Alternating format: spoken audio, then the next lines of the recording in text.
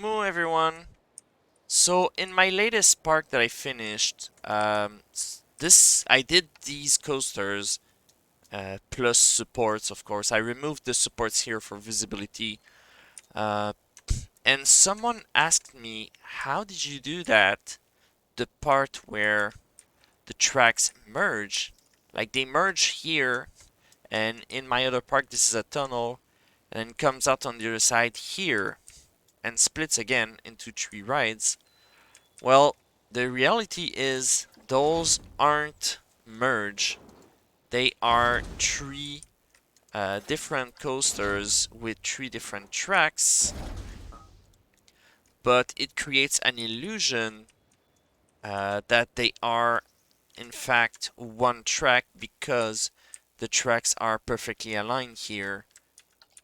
As you can see, it's just perfectly aligned.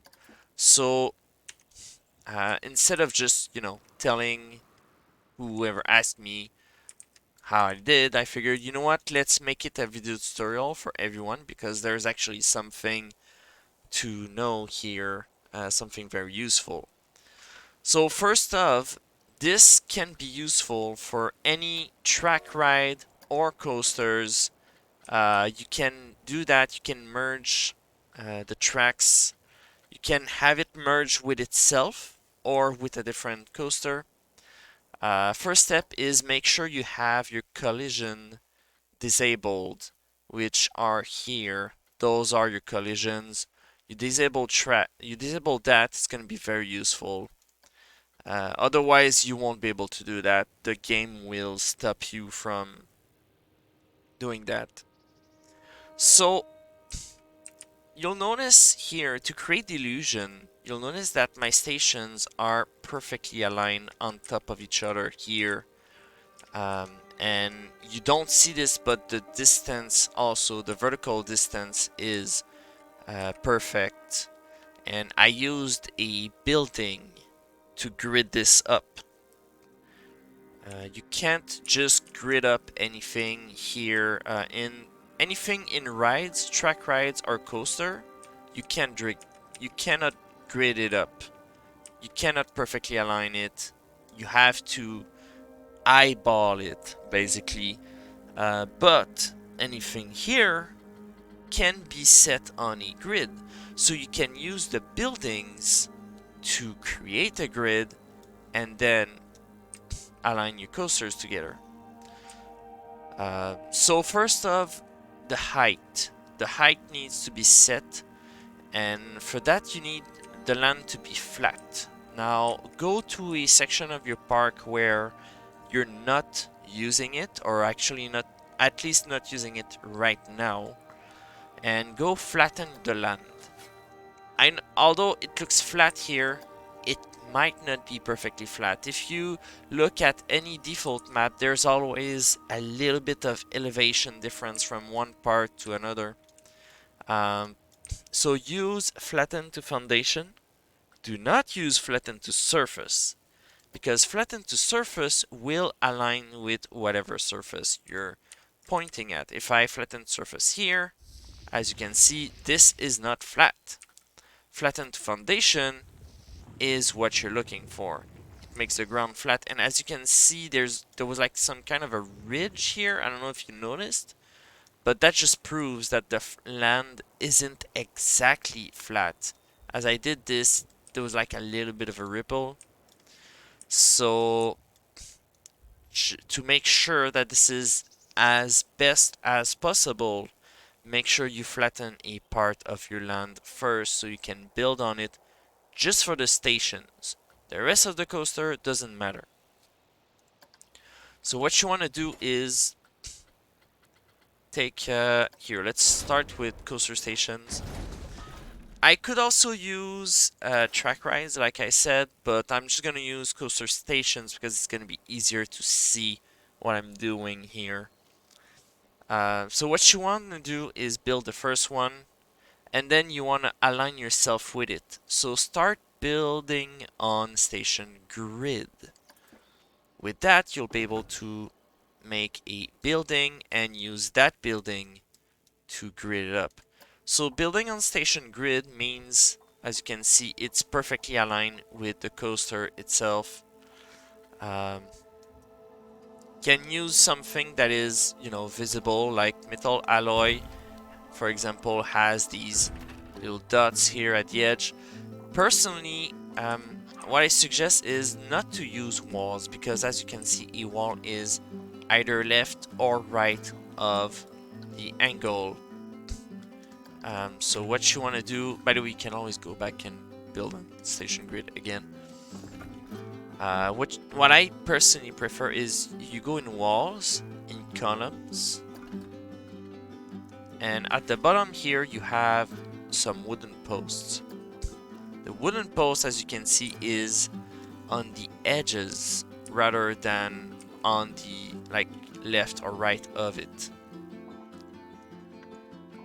So I'm gonna place this down here, and I'm gonna do this, and then so you can see there's 3 distance in this particular case.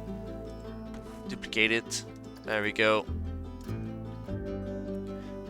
Actually, I might want to use. I might want to lower this. There we go. So this way, it's gonna be easier to see where we're building. So as you can see, it actually builds on the edges here. Right, it doesn't go all the way to the middle, and that's because the station itself is not as large as actual walls, so that if you build walls, it won't bleed outside the walls. So that's normal. So you want to replicate this here, basically. It's gonna leave a little bit of a gap in between, and that's fine, that's normal. That's what you're looking for. If they're actually touching each other, you're gonna have a problem after that. So first, let's align this. Because it's on the surface of the ground here, and because I flattened the ground, the height is the exact same, so I don't have to worry about that. Let's align this here. You have to just go with what it looks like. There's no way of actually making this fit perfectly here. That looks almost perfect. It should be good enough. You'll never get it perfectly straight. It's not gonna happen. But that's good enough. Okay, and this looks centered here. I think we're there. So now we can remove this. And a good way of knowing if you got it right is you can start. Well, there's 2 ways. First of, something you'll notice is that now if I build on the station grid from one station, it actually matches the other station as well, because they are both on the exact same grid.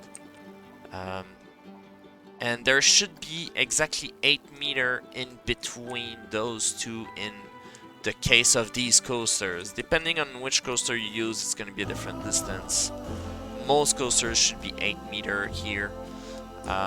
So if I turn to the right, leave the default size here, I'm going to do the same thing here, turn to the right, whoops, there we go.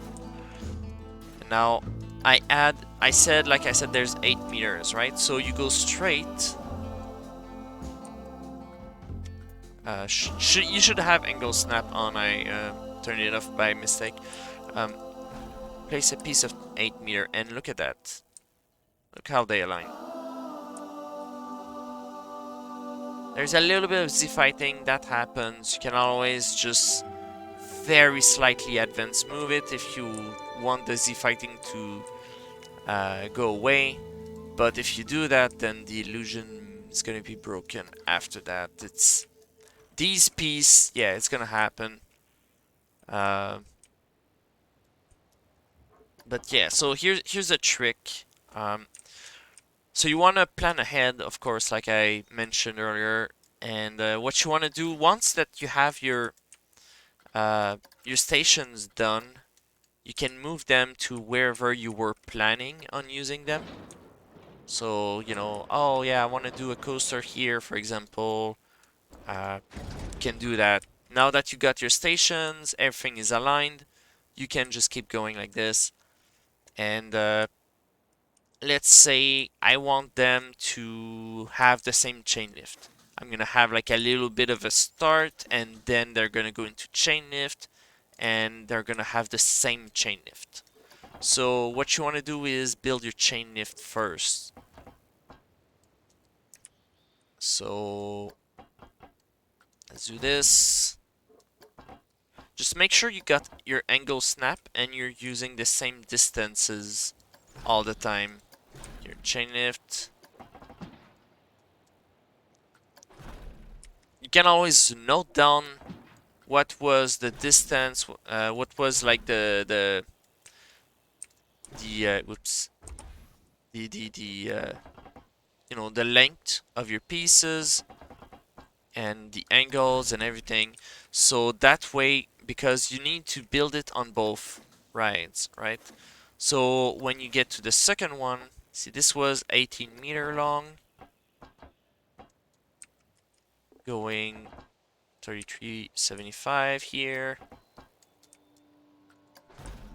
then straight like this, chain lift, going up, and then I started using 20-meter pieces.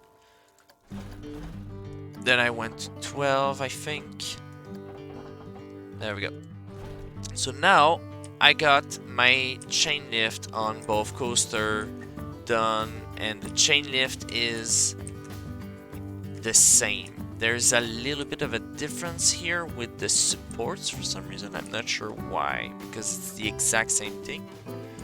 But that you can fix later well, actually you can fix it right now, because since it's the same track on both train, you can just remove the supports on one of them. There you go, problem solved. So now you only have one set of support instead of two, but you won't see it because, yeah, you know, the illusion is there. It's all about what it looks like. It's all about the illusion. And there shouldn't be any Z fighting here. Yeah, no, there's no Z fighting because it's so perfectly done. Just looks like it's one piece. There we go. The only Z fighting that you'll get is here when they merge together. Sadly, that's something you can't change. So once you've done this, then you can separate the start, because, you know, let's say I don't want the track to merge here, I want them to merge there. So, oops. So now I can do something cool. You can remove angle snap, you can do whatever you want. It's all good.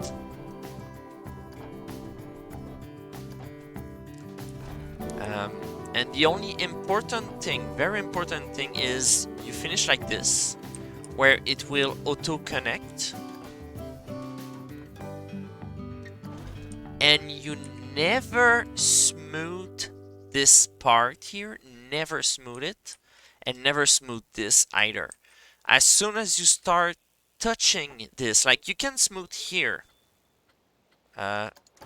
this is fine, but if I touch this and I try to smooth this, then it's gonna mess up the illusion, because one of the track is gonna be changed, the other track won't be. So make sure you respect that piece here, that part here. Then after that, you're gonna want to create, you know, you finish your coasters, you wanna create a coaster chain, and then as you test it, you should be able to see if they synchronize well or not. Because this is, like I said, it's an illusion. So make sure one of them goes in first so they don't visually collide. And in this case, as you can see, this is bad. But changing the chain lift speed on both rides would fix that. just so that one stays ahead of the other one. Or I could also stretch this out to make it much longer so that there's, you know, a bit of a delay. So all of this is up to you. Just make it look good. Breaking coaster apart, yay! But yeah, you know, visually, other than that, it looks great. And that's something that I did here as well. Um, I have a coaster chain here. And if I fast forward for a sec, just so it reaches the first when they go in. Okay. So as you can see, they will now all enter this part one by one, and there is like a little bit of a delay. I stretched some of those rides so that, see, they are all synchronized here to never touch each other. And because it's a coaster chain, they will always start at the same time, so they will never have a collision. Coaster chain is how you make sure to maintain the illusion that this is functional and a single track only. And the same thing can be done with a single ride. Of course, you know, like, for example, if you want to have a monorail and you wanted to use the same track back and forth, you can definitely do that, and it's much easier with a single ride. Here, let's do this. The key here is to have your angle snap. Angle snap is how you make sure that it doesn't touch itself. So, actually no, if you have a single track, you can do a trick where you build and then delete. Here, let me show you what I mean. I'm gonna build one, two-piece. I build two-piece, I go back, delete the first piece, and now you have two separate track. It's the same ride. That's how you make also you know, like those if you're going for a realistic coaster and you wanted to have like a little maintenance track on the side, that's what you do. So you build here a little bit on the side. It's gonna be a little bit wider. Monorails don't have a lot of flexibility, so actually I'm still turning a little bit too fast here.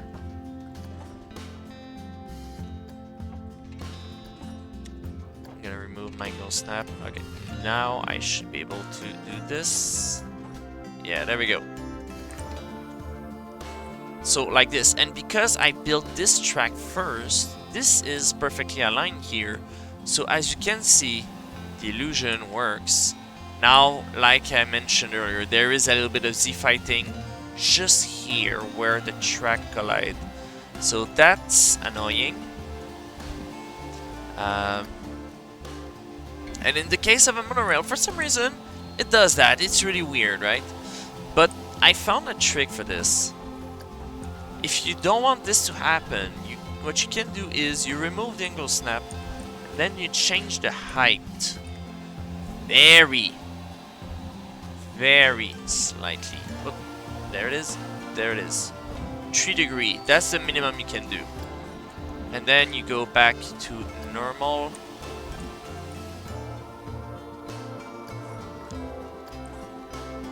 So now, no more Z-fighting. And here's what it does. The illusion is you'll have like a second track here that you can see, but it doesn't look too bad. It's either that to have, or you have the Z-fighting. It's the only problem with specifically these monorails that are like train tracks.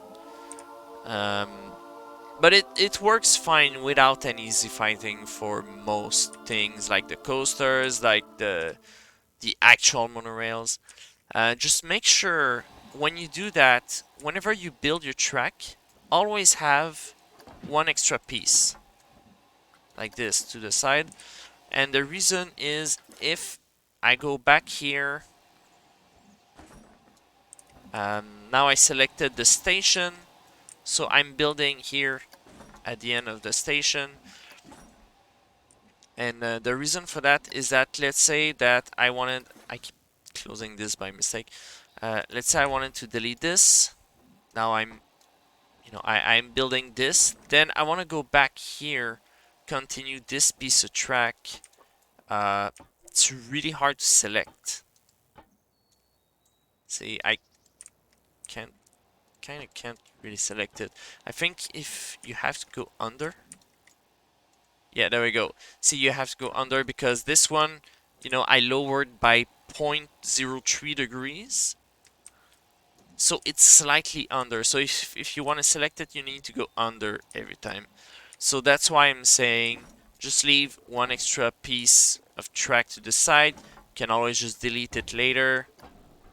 It's easier this way. But yeah. So that's the main of it. Finish your track, do your thing. And that way you'll have a monorail that uses the same track. If I test this out,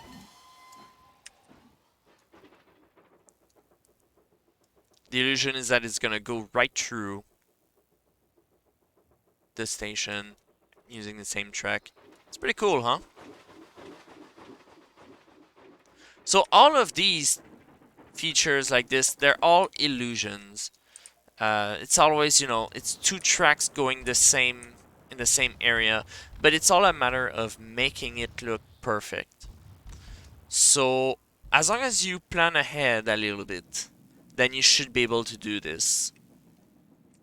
Don't forget, use the grid if you want to do multiple stations on the same grid. Use the buildings. And make sure you use global axes because otherwise you won't be able to recreate the angle for the station. And then after that, you just move it wherever you need to. Just as long as you have the stations down before you move it into position. So yeah, that's basically it. Have fun and experiment and do awesome things. Have a moo, everyone.